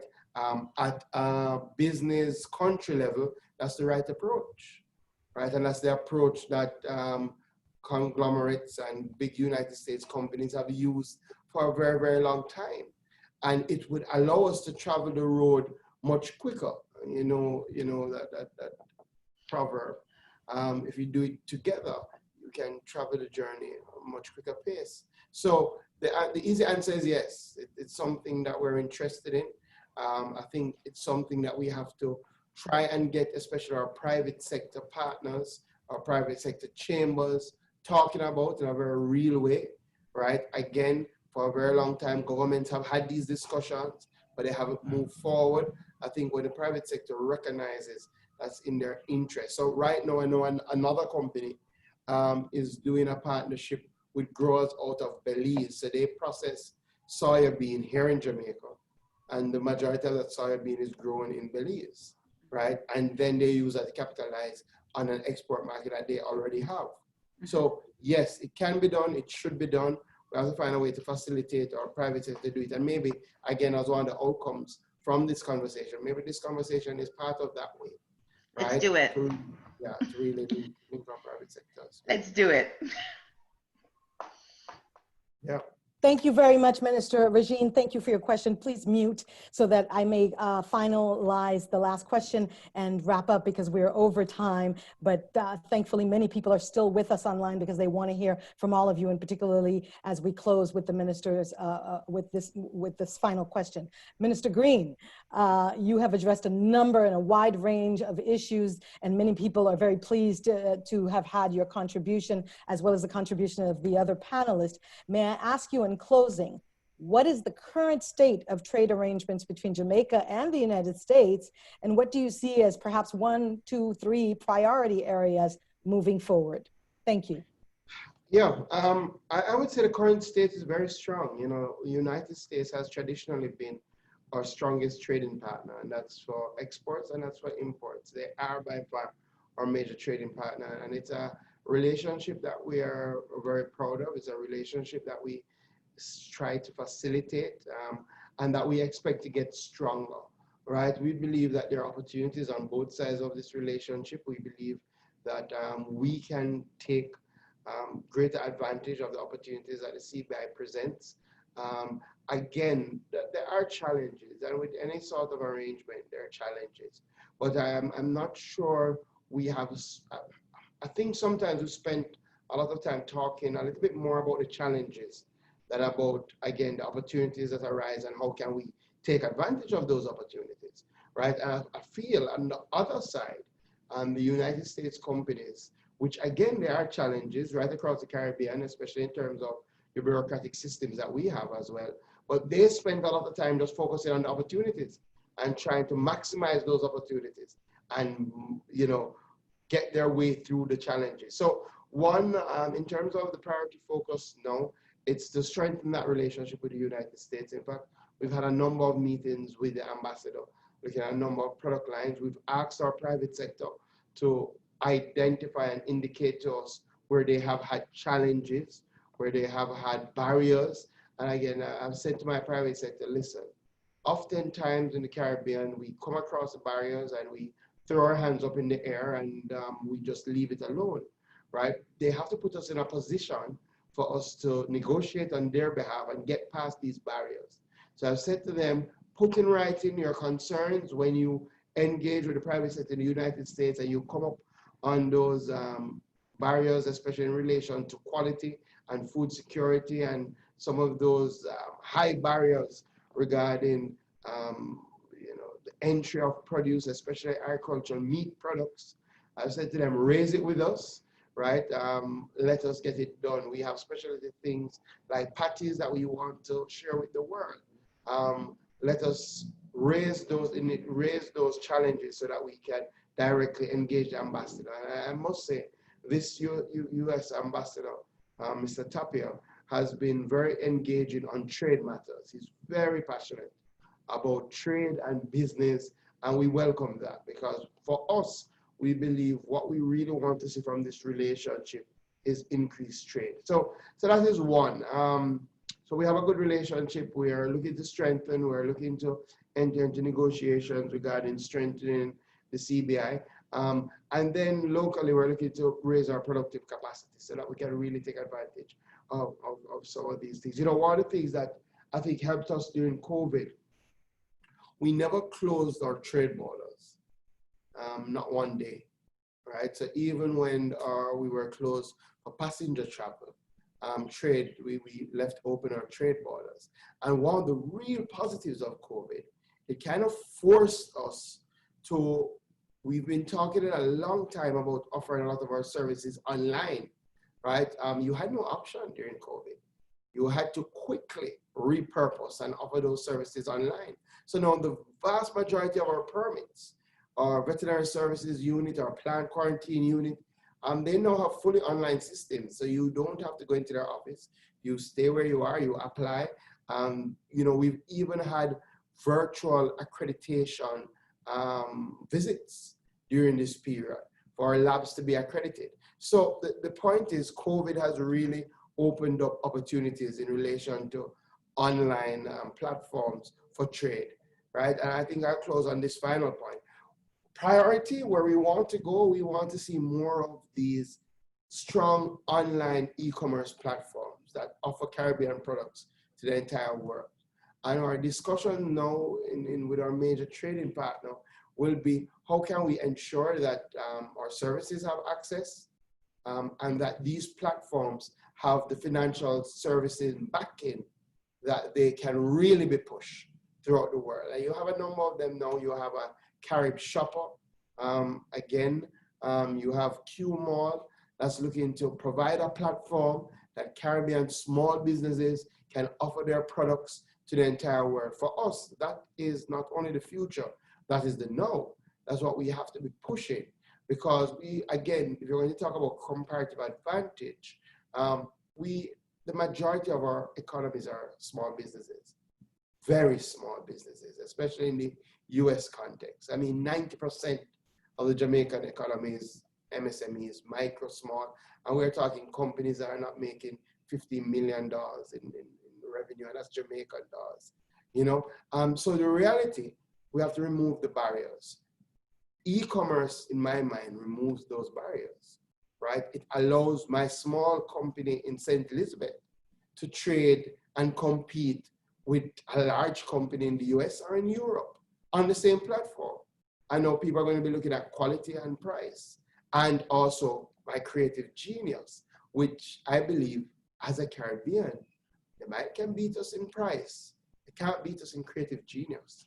We're the masters of the world when it comes to creativity. There's no region that comes close to us in relation to creativity. So if we can provide these e-commerce platforms that can bring into the homes of people in the United States the ability to buy, order, and get their goods shipped directly to them, I think that is where we'll see our real competitive advantage. So the focus moving forward, strongest trade relations. Really, we want to focus on trade, continuing to move to reduce some of the barriers in relation to actual trade from our ports by going online. We're looking to launch a one-stop shop called J-Swift to move all our things online. And finally, working with the private sector to develop these strong e-commerce platforms that can take our MSMEs into the homes of people in the United States and those in Nova Scotia, so that you can easily order your things online. Thank you. Minister Floyd Green, Minister of State in the Ministry of Industry and Commerce, Agriculture and Fisheries in Jamaica. Thank you so much. Those comments were phenomenal. I think we all want to see Caribbean products arriving at our doorsteps through e-commerce, and I am confident that we will see that, particularly given the activities that all of us are engaging in to support that agenda. I want to thank you. And just as a final thing to say, please feel free to reach out to me online. We're in this together. Nobody has all the ideas. We have real challenges. So we did do some things right during COVID, but we still have significant challenges. I do believe in partnership. So you can find me online, Floyd Green, JA, almost across all platforms, Instagram, Twitter. You can send me a direct message, or you can drop me an email at foggreen@micaf, that's MICAF.gov.jm. So that's F as in Floyd, O, I won't tell you my middle name, Green at MICAF, MICAF, Ministry of Industry, Commerce, Agriculture, and Fisheries.gov.jm. So you can shoot me an email and we can see how we can work together. And you can find me on social media platforms, Floyd Green JA. Thank you so very much. Yes, Claire. Yes, Claire. Mr. Minister, I'd just like to add my thanks to you for being there. I really appreciate the time. I just realized at the end that not only perhaps the link had gone wrong, but also that we didn't specify Eastern Daylight Time. So it turned out better anyway, because now you came and we got the really full benefit of your enthusiasm, your passion, your knowledge, and your drive to ensure that Jamaica and the rest of the Caribbean move forward. So really appreciate your taking the time. And I might add again, at such short notice, you demonstrate the A in SMART, which is agility and adaptability. Thank you again very much. Thank you, Claire. Thank you. Appreciate it. Thank you. Thank you. If I may just thank the other panelists in closing before turning it over to Claire if she has any closing remarks in addition. Again, Minister Floyd Green, Minister of State in the Ministry of Industry, Commerce, Agriculture and Fisheries, Jamaica. Miss Alicia Nicholls, International Trade Specialist, Sri Dav-Ernan Kowlessar Center for International Trade Law, Policy and Services of the University of West Indies, Cave Hill. And Mr. Dav-Ernan Kowlessar, Secretary, Caribbean Association of Industry and Commerce. All of you are amazing, and we are so grateful for your brilliant contributions today. We cannot thank you enough, distinguished panelist and honored guest, and Dr. Claire Nelson in the Institute of Caribbean Studies for putting this together. We are most grateful. I, as your moderator, am most grateful. Thank you so much. Claire, please, I turn it to you to close the session. Thank you, Magda. You rock. Thank you. Thank you so much. So, friends, we have come to the end of this session. We're going to be wrapping up and moving to a short break before we come back at 1:30 to look at issues around financial services, correspondent banking, and development finance. We have heard from Prime Minister Motley the need to rethink development finance indicators, especially should countries like Barbados and Jamaica be graduated from concessionary loans. The U.S. cannot complain about China's presence in the region if they do not revisit those interest rates that we're forced to pay in development finance. So lots of things coming on the pike. Again, thank you all. And thank you, Magda, for really taking a lot of the heat off of me to get this done. I really appreciate your capability up to demonstrated. Remember, our tagline is Smart Caribbean. S stands for Sustainable Systems, M, Meaningful Metrics, A, Agility and Adaptability, R, Robust Resilience, and T, Transformative Use of Technology. So let's go out and do it together. Let's build a smart Caribbean and a smart future for the Caribbean region. Take care, guys. Thank you. Bye-bye, everyone. Thank See the you. note in the chat for any follow-ups. Thank you.